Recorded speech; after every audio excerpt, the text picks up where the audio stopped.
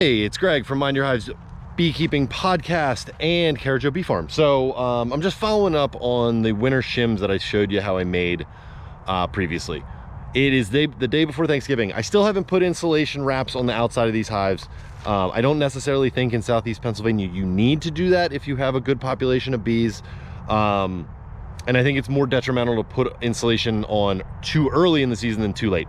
The population is as high as it's going to be in these hives for the next 5 months. They don't need really very much help keeping warm at this point. If they do, there's a way bigger problem. So you know, I concentrate on making sure they have enough food. And then in a month or so, I'll probably put on a thin layer insulation, and that's more winter protection, wind protection in the wintertime than it is to create heat. The wraps I use don't have a huge R value, but it's a little bit, and a little bit I think does help. I haven't had any issues, but just following up on why I use these shims the way I do. I noticed there was another hive that ate through their emergency feed in just like a week or two, which makes me think, okay, they need to store more food. I got to keep an eye on that hive.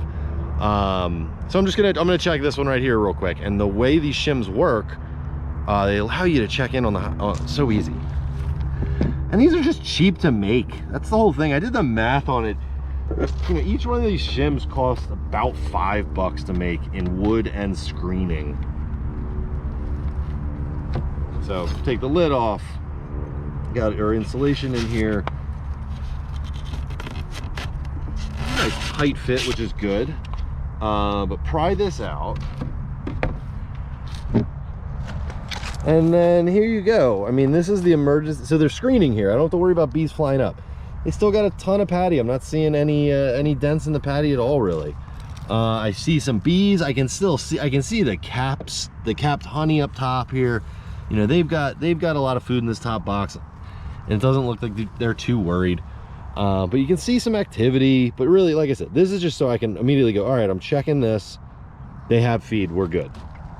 Say I went in right now and that was empty or half eaten, and some of the other ones I've checked, they weren't eaten at all.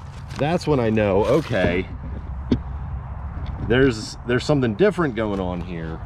I got to keep an eye. I say it over and over and over again. Pattern recognition makes you such a better beekeeper.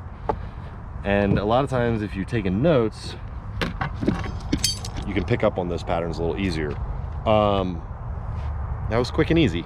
So I hope the winter is shaping up well for you. I hope your bees are prepared, and I hope you take advantage of days like today where we went from a cold snap to like a nice 45-50 degree day with the sun out. I hope you're able to take advantage of it, get some D on your face, and be with your bees. It's just nice being out here. Cheers.